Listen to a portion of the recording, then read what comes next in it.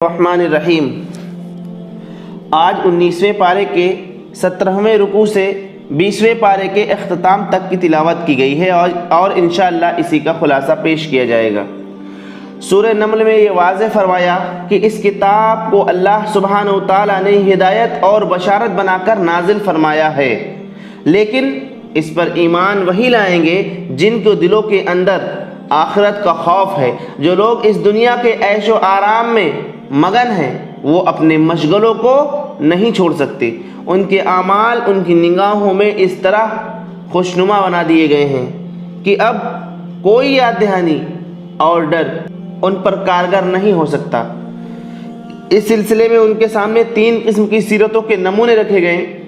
ایک نمونہ فرعون، قوم سمود کے سرداروں اور قوم لوط کے سرکشوں کا، جن کی سیرت آخرت کے جواب دہی کے تصور سے بالکل ہی خالی تھی، اور اس کے نتیجے میں انہوں نے نفس کی بندگی اختیار کی، کسی نشانی کو بھی دیکھ کر ایمان لانے پر تیار نہ ہوئے، بلکہ الٹے ہی ان لوگوں کے دشمن بن گئے جنہوں نے انہیں نیکی طرف بلایا۔ انہوں نے اپنی بدکاریوں پر اصرار کیا، آخر انہیں اللہ کے عذاب نے پکڑ لیا اور ایک لمحہ پہلے تک بھی انہیں اس کا ہوش نہ آیا۔ دوسرا نمونہ حضرت سلیمان علیہ السلام کا ہے، جن کو خدا نے دولت، حکومت اور شوکت و حشمت سے اس پیمانے پر نوازا تھا کہ کفار مکہ اس کا خواب بھی نہ دیکھ سکتے تھے، لیکن اس کے باوجود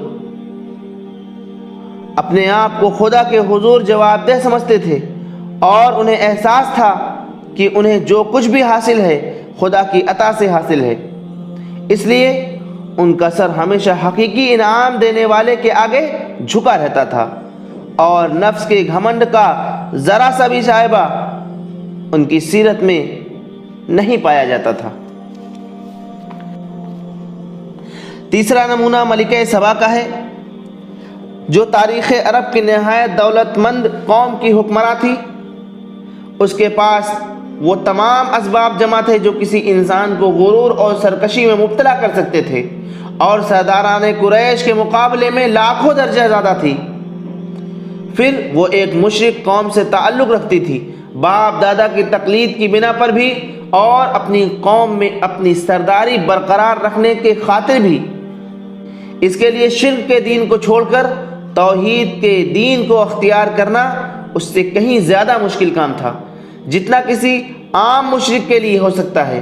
لیکن جب اس پر حق واضح ہو گیا تو کوئی چیز اسے حق کو قبول کرنے سے نہیں روک سکی، کیونکہ گمراہی صرف اس وجہ سے تھی کہ اس نے آنکھ ہی مشرکانہ ماحول میں کھولی تھی، لیکن نفس کی بندگی اور خواہشات کی غلامی کا مرض اس پر مسلط نہیں تھا۔ چنانچہ خدا کے حضور جواب دہی کا احساس اس کے ضمیر میں موجود تھا، اسی وجہ سے اسے حق قبول کرنے کی سعادت حاصل ہوئی۔ اس کے بعد کائنات کے چند نمایاں ترین مشہور حقائق کی طرف اشارہ کیے ہیں، اور پوچھا ہے کہ اللہ بہتر ہے یا وہ معبود جنہیں لوگ خدا کا شریک بنائے بیٹھے ہیں۔ پھر بناوٹی معبودوں کے متعلق جو لوگ یہ اعتقاد رکھتے ہیں کہ انہیں غیب کا علم حاصل ہے، اس کی تردید کی اور فرمایا اللہ کے سوا آسمان اور زمین میں کوئی غیب کا علم نہیں رکھتا، اور جن دوسروں کے بارے میں یہ گمان کیا جاتا ہے وہ بھی غیب کا علم نہیں رکھتے، اسی بنا پر ان کو خدائی میں شریک ٹھہرا لیا گیا ہے۔ ان بیچاروں کو تو خود اپنے مستقبل کی خبر نہیں، وہ نہیں جانتے کہ قیامت کی گھڑی کب آئے گی اور کب اللہ تعالیٰ ان کو دوبارہ اٹھا کر کھڑا کرے گا، اور کیا گزرے گی اس روز جب سور پھونکا جائے گا اور وہ ہول کھا جائیں گے۔ وہ سب جو آسمانوں اور زمینوں میں ہیں سوائے ان کے جنہیں اللہ ہول سے بچانا چاہے، اور سب کان دبائے اس کے حضور حاضر ہو جائیں گے۔ آج تم پہاڑوں کو دیکھتے ہو اور سمجھتے ہو کہ خوب گڑے ہوئے ہیں، مگر اس وقت یہ بادلوں کی مثل اڑ رہے ہوں گے۔ یہ اللہ کی قدرت کا کرشمہ ہوگا جس نے ہر چیز کو حکمت کے ساتھ استوار کیا ہے۔ وہ خوب جانتا ہے کہ تم لوگ کیا کر رہے ہو۔ جو شخص بھلائی لے کر آئے گا اسے زیادہ بہتر صلہ ملے گا، اور ایسے ہی لوگ اس دن ہول سے محفوظ رہیں گے، اور جو برائی لے کر آئے گا ایسے سب لوگ اوندھے منہ آگ میں پھینک دیے جائیں گے۔ کیا تم لوگ اس کے سوا کوئی اور بدلہ پا سکتے ہو؟ جیسا کرو ویسا بھرو۔ ان سے فرما دیجئے کہ مجھے تو یہی حکم دیا گیا ہے کہ اس شہر کے رب کی بندگی کرو جس نے اسے حرم بنایا ہے اور جو ہر چیز کا مالک ہے۔ مجھے حکم دیا گیا ہے کہ مسلم یعنی فرما بردار بن کر رہوں اور یہ قرآن پڑھ کر سناؤں۔ اب جو ہدایت اختیار کرے گا اور جو گمراہ ہوگا ان سے کہہ دیجئے کہ میں تو صرف خبردار کرنے والا بنا کر بھیجا گیا ہوں۔ سورۃ القصص میں ان شبہات اور اعتراضات کو دور کیا گیا ہے جو اہل مکہ نبی کریم صلی اللہ علیہ وسلم کی رسالت پر کر رہے تھے، اور ان کے ان بہانوں کو رد کر دیا ہے جو ایمان نہ لانے کے لیے پیش کر رہے تھے۔ اس غرض کے لیے حضرت موسیٰ علیہ السلام کا قصہ بیان کیا گیا اور چند حقائق ذہن نشین کرائے گئے۔ مثلا جو کچھ اللہ سبحانہ وتعالیٰ کرنا چاہتا ہے اس کے لیے غیر محسوس طریقے پر اسباب و ذرائع فراہم کر دیتا ہے۔ جس بچے کے ہاتھوں فرعون کا تختہ الٹنا تھا، اللہ نے فرعون کے گھر میں اس کی پرورش کر دی، اور فرعون یہ جان ہی نہ سکا کہ کس کی پرورش کر رہا ہے اور اپنے خدا سے کون لڑ کر کامیاب ہو سکتا ہے۔ اس طرح بتایا کہ نبوت کی ذمہ داری بڑے جشن منا کر اور آسمان و زمین میں زبردست اعلان کر کے نہیں دی گئی۔ تم حیرت کرتے ہو کہ محمد صلی اللہ علیہ وسلم کو چپکے سے نبوت مل گئی، مگر موسیٰ علیہ السلام کو بھی اس طرح راستہ چلتے ہم نے نبوت دے دی تھی کہ کسی کو کانوں کان خبر نہ ہوئی تھی کہ آج طور سینہ کی وادی ایمن میں کیا واقعہ پیش آ گیا۔ خود حضرت موسیٰ علیہ السلام بھی ایک لمحہ پہلے نہیں جانتے تھے کہ انہیں کیا چیز ملنے والی ہے۔ وہ آگ لینے گئے تھے اور پیغمبری مل گئی۔ پھر یہ کہ جس بندے سے خدا کام لینا چاہتا ہے وہ بغیر کسی لاؤ لشکر اور سر و سامان اٹھتا ہے۔ بظاہر کوئی طاقت اس کی مددگار نہیں، مگر بڑے بڑے لاؤ لشکر والے آخرکار ان کے مقابلے میں بے بس ہو جاتے ہیں۔ آج جو نسبت تم محمد صلی اللہ علیہ وسلم کے درمیان پا رہے ہو اس سے بھی کہیں زیادہ فرق حضرت موسیٰ علیہ السلام اور فرعون کی طاقت کے درمیان تھا، مگر دیکھ لو کون جیتا اور کون ہارا۔ سیرت ابن ہشام میں ہے کہ ہجرت حبشہ کے بعد جب نبی کریم صلی اللہ علیہ وسلم کی بعثت اور دعوت کی خبریں حبش ملک میں پھیلی تو وہاں سے 20 کے قریب عیسائیوں کا ایک وفد آیا اور نبی کریم صلی اللہ علیہ وسلم سے مسجد حرام میں ملا۔ قریش کے بہت سے لوگ موجود تھے۔ وفد نے آپ صلی اللہ علیہ وسلم سے سوالات کیے۔ آپ صلی اللہ علیہ وسلم نے ان کو مطمئن کر دیا اور قریش کی آیات اور قرآن کی آیات انہیں سنائی۔ ان کی آنکھوں سے آنسو جاری ہو گئے اور وہ ایمان لے آئے۔ مجلس برخاست ہونے کے بعد ابو جہل اور اس کے ساتھیوں نے انہیں راستے میں جا لیا، انہیں ملامت کی اور اس پر انہوں نے کہا تم پر سلامتی ہو، ہم جہالت بازی نہیں کر سکتے، ہمیں ہمارے طریقے پر چلنے دو، تم اپنے طریقے پر چلتے رہو، ہم اپنے آپ کو جان بوجھ کر بھلائی سے محروم نہیں کر سکتے۔ اس ضمن میں یہ آیات اتری کہ جن لوگوں کو اس سے پہلے ہم نے کتاب دی تھی وہ اس قرآن پر ایمان لاتے ہیں، انہیں جب یہ سنایا جاتا ہے تو وہ کہتے ہیں ہم اس پر ایمان لائے، واقعی یہ حق ہے ہمارے رب کی طرف سے، ہم تو پہلے ہی مسلم ہیں۔ یہ وہ لوگ ہیں جنہیں ان کا اجر 2 گنا کر دیا جائے گا پچھلے نبی پر اور حضرت صلی اللہ علیہ وسلم پر ایمان لانے کی وجہ سے۔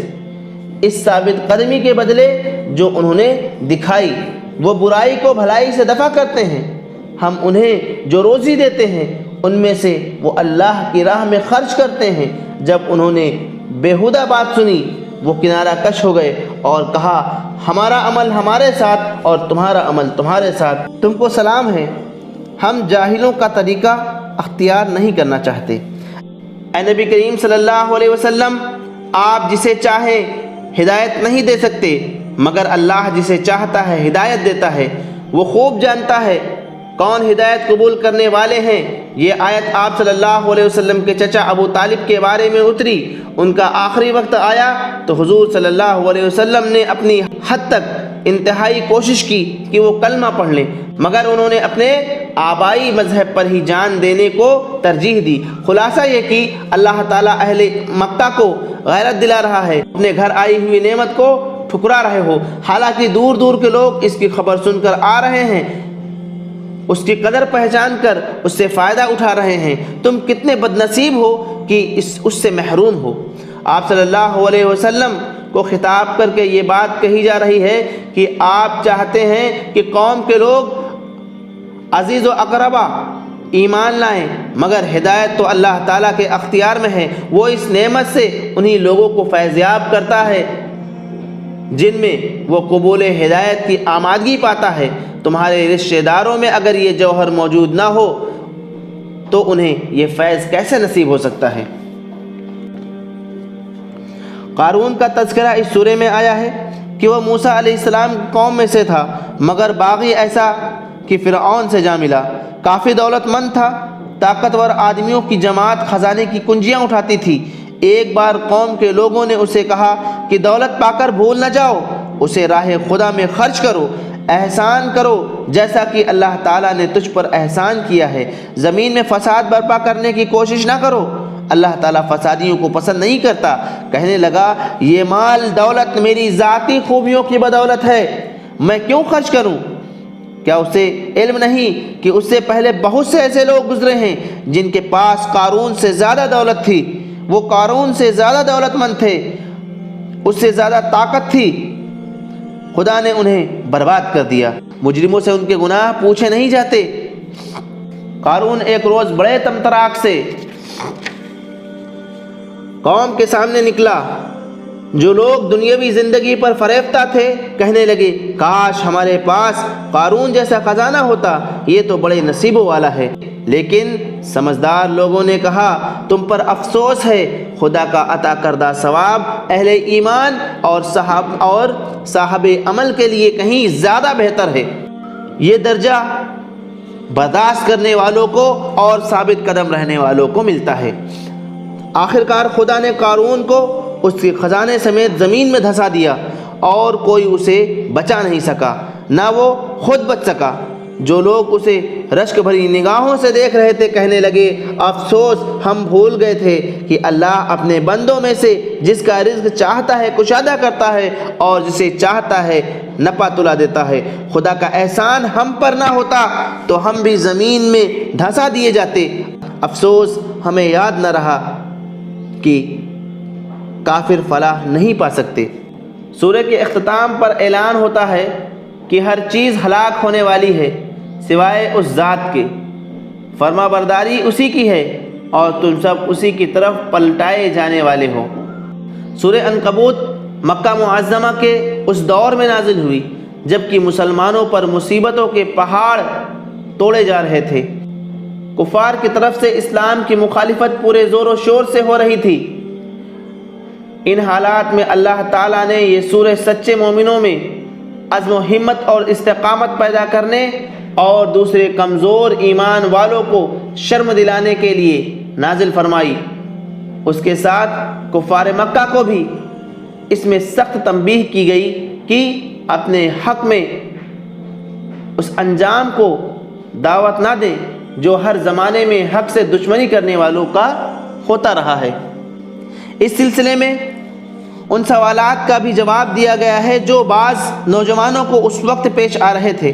مثلا والدین ان پر زور دیتے تھے کہ محمد صلی اللہ علیہ وسلم کا ساتھ چھوڑ دو اور ہمارے دین پر قائم رہو۔ جس قرآن پر تم ایمان لائے ہو اس میں یہی لکھا ہے کہ ماں باپ کا حق سب سے زیادہ ہے، ان کا کہنا مانو۔ اس کا جواب دیا گیا ہم نے انسان کو ہدایت کی کہ اپنے والدین کے ساتھ نیک سلوک کرو۔ اگر وہ تجھ پر زور ڈالیں کہ تو میرے ساتھ کسی ایسے معبود کو شریک ٹھہرائے جسے تو میرے شریک کی حیثیت سے نہیں جانتا، تو ان کی اطاعت ہرگز نہ کرو۔ اسی طرح اسلام قبول کرنے والوں سے ان کے قبیلے کے لوگ کہتے تھے کہ عذاب ثواب ہماری گردن پر، تم ہمارا کہنا مانو۔ اس کا جواب دیا گیا، یہ کافر لوگ ایمان لانے والوں سے کہتے ہیں کہ تم ہمارے طریقے کی پیروی کرو اور تمہاری خطاؤں کو ہم اپنے اوپر لے لیں گے، حالانکہ ان کی خطاؤں میں سے کچھ بھی وہ اپنے اوپر لینے والے نہیں، وہ قطعاً جھوٹ کہتے ہیں۔ ہاں ضرور وہ اپنے بوجھ اٹھائیں گے اور اپنے بوجھوں کے ساتھ دوسرے بہت سے بوجھ بھی، یعنی ایک بوجھ اپنی گمراہی کا اور دوسرا بوجھ دوسروں کو گمراہ کرنے کا، اور یقیناً قیامت کے روز ان سے اس کے جھوٹ گڑھنے کی بات پرس ہوگی جسے انہوں نے اپنی عادت بنا لیا ہے۔ اہل ایمان کے سامنے حضرت نوح علیہ السلام، ابراہیم علیہ السلام، مدین، عاد، سمود، قارون، فرعون اور حامان کے واقعات بیان کر کے یہی پہلو نمایاں کیا گیا کہ پچھلے انبیاء علیہ السلام پر کیسی کیسی سختیاں گزری اور کتنی کتنی مدت تک وہ ستائے گئے، پھر اللہ کی طرف سے ان کی مدد ہوئی۔ اس لیے گھبراؤ نہیں، اللہ کی مدد ضرور آئے گی، مگر آزمائش کا ایک دور گزرنا ضروری ہے۔ ساتھ ہی کفار مکہ کو بھی ان قصوں کے ذریعے تنبیہ کی گئی کہ اگر خدا کی طرف سے پکڑ ہونے میں دیر لگ رہی ہے تو یہ سمجھ نہ بیٹھو کہ کبھی پکڑ ہوگی ہی نہیں۔ پچھلی تباہ شدہ قوموں کے کھنڈرات تمہارے سامنے ہیں، دیکھ لو کہ آخرکار ان کی شامت آ کر رہی۔ مسلمانوں کو ہدایت کی گئی ہے کہ اگر ظلم و ستم ناقابل برداشت ہو جائے تو ایمان چھوڑنے کے بجائے گھر بار چھوڑ کر نکل جائیں۔ خدا کی زمین بہت وسیع ہے، جہاں خدا کی بندگی کر سکو وہاں چلے جاؤ۔